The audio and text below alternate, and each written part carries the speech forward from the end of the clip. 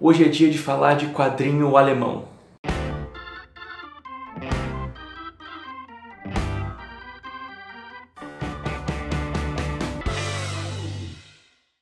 Fala galera, Nicolau Papinheiro aqui e o vídeo de hoje é para falar sobre O Boxeador, escrito e desenhado pelo... calma aí que eu vou tentar ler o nome em alemão.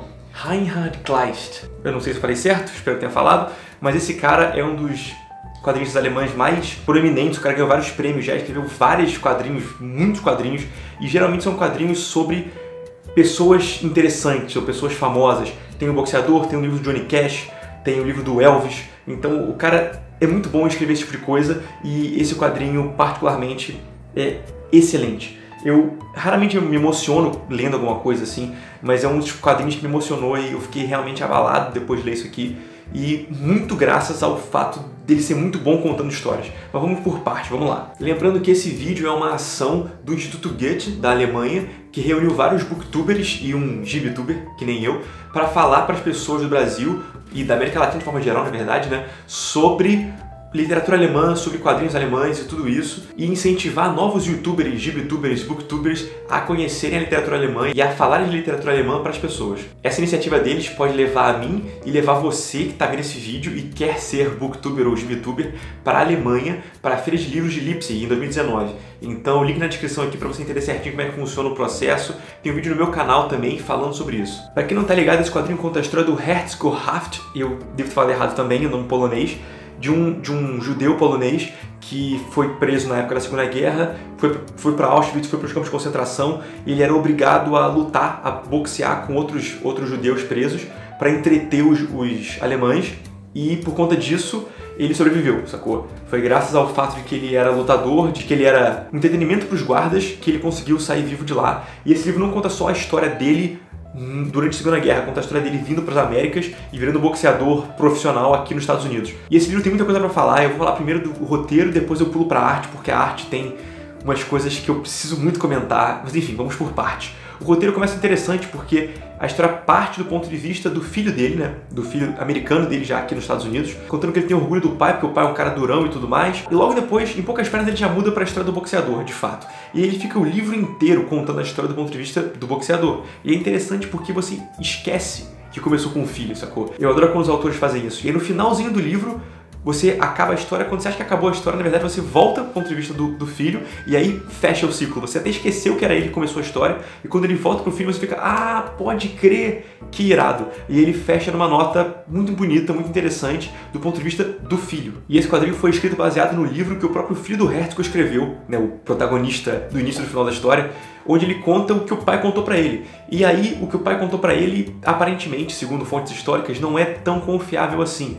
Porque depois foram estudar a história dele e tal, pesquisadores e historiadores descobriram que tem alguns dados que ele coloca ali, alguns fatos e datas e nomes que não são exatamente esses, entendeu? Mas, cara, pensa comigo assim, o cara passou por provações bizarras, o cara ficou 4 ou 5 anos em campos de concentração durante a guerra, sacou? O cara tem o direito de esquecer algumas coisas ou de errar alguns nomes, e assim, o Kleist optou por manter a história fiel ao ponto de vista do boxeador e não da fonte histórica, sacou? Então tem muita fonte histórica aqui, a parada é muito bem representada, os uniformes, as roupas, os veículos, as locações, é tudo real, baseado em fatos reais, mas a história em si, a narrativa, é baseada na lembrança do boxeador. Eu acho isso muito mais rico do ponto de vista narrativo, né? Porque o cara, quando conta a história pra alguém, ele tenta contar a história de forma a ela ser interessante. E o historiador não necessariamente, né? A história do historiador é muito mais baseada em fatos e tenta mostrar o que aconteceu de verdade e não tenta mostrar uma história que te emocione.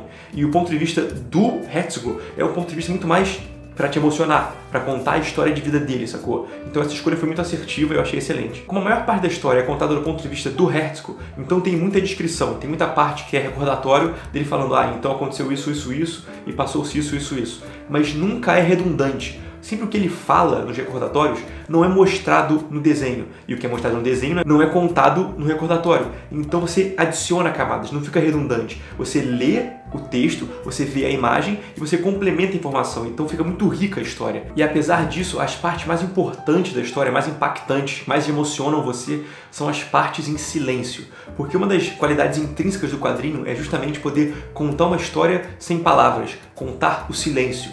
E o quadrinho tem essa facilidade de alongar o tempo, de esticar o tempo através da quantidade de quadros, do tamanho dos quadros, né, da quantidade de informação em cada quadro. Então os momentos mais tensos, mais impactantes são silêncio. Ele faz questão de fazer isso. Ele descreve, descreve, descreve, e na hora que tem que mostrar de fato a coisa impactante é quieto, é em silêncio, para você entender aquela solidão, aquele desespero silencioso que ele passa ao longo da história. Agora falando da arte, que é, nossa, é excelente. Kleist usa basicamente pincel, é pincel o tempo todo, e ele bebe bastante da referência do Will Eisner. Para quem não conhece, o Will Eisner é um dos maiores quadrinistas da história, o cara, o maior prêmio de quadrinhos do mundo é o prêmio Eisner, em homenagem a ele, e ele era um mestre de fazer desenho a nanquim no pincel. O pincel permite que os personagens tenham rostos muito expressivos, expressões corporais muito expressivas, e isso é importante num quadrinho onde o protagonista está quase sempre sozinho, ou então num campo de concentração sem interagir com ninguém. Ele não interage muito com as pessoas.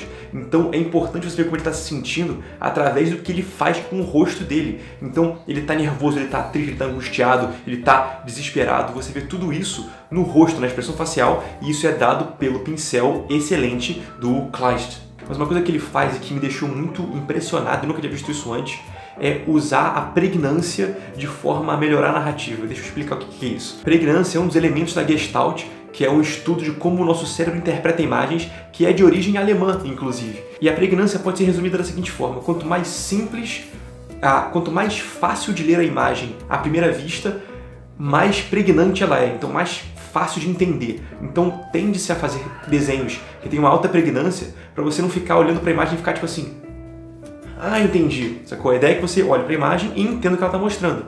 Só que nesse caso aqui, como tem o pincel ele é bem sujo às vezes, ele usa essa falta de pregnância de propósito em algumas cenas para um efeito que é muito incrível, que é o seguinte: tem uma cena, por exemplo, vou dar um pequeno spoiler aqui só dessa cena para explicar para vocês, porque tem uma hora em que rola canibalismo no campo de concentração, né? A galera tá com tanta fome que durante a noite vem uns caras com uma faca e, tipo, matam outro cara pra comer, sacou? Isso é muito, muito bizarro. E nessa cena, quando ele tá vendo isso acontecer pela primeira vez, ele nunca presenciou isso. A cena é meio escura, meio turva, e o pincel é meio solto, então você não entende direito. Então ele faz com que você olhe para aquela cena e fique assim: o que tá acontecendo aqui? Então você para, a sua leitura para um pouquinho para você olhar e ficar: nossa, que bizarro. Então ele te prende a atenção naquele quadro para você ter que entender aos pouquinhos, e quando você realmente entende, você estala o que está acontecendo, você fica: uau! Sacou? É um jeito de prender sua atenção para te dar esse impacto do terror que eu nunca tinha visto sendo usado antes, e eu achei excelente, excepcional de verdade. Tirando isso, tem algumas outras cenas bem interessantes de ressaltar aqui, como na página 123, onde rola uma elipse bem cinematográfica. Então assim,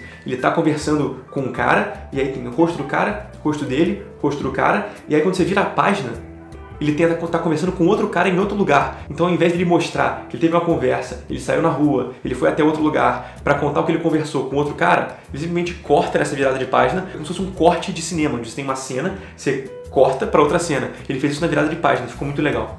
Na página 154 rola uma situação muito interessante, onde ele já está nos Estados Unidos, já está lutando com o seu maior rival no mundo profissional do boxe nos Estados Unidos, né? E aí nessa luta final, na luta mais importante da carreira dele, você vê cenas, pequenos quadros, que são na verdade quadros de quando ele lutava no campo de concentração. Então tem tipo cachorros latindo e gritando, tem soldados rindo da cara dele. Então você vê que ele está sentindo as coisas que ele sentia na época que ele lutava na Alemanha, quando ele achava que ele ia morrer depois da luta se ele perdesse, sacou? Então você faz essa sensação, você dá esse gatilho mental no personagem e em quem tá lendo, de que ele tá ali achando que vai morrer, achando que ele está vivenciando o que ele vivenciava na época da guerra, sacou? Essa associação fica muito bem feita com imagens, por isso que ela é muito boa no quadrinho, sacou? Porque você está lendo a página e você vê inserções de outro momento da história, de outro momento temporal do personagem ali dentro, sacou? Sem falar nada, sem você dizer, sem você descrever, simplesmente está lá. E por fim, uma coisa que ele faz bastante também, que eu acho muito legal,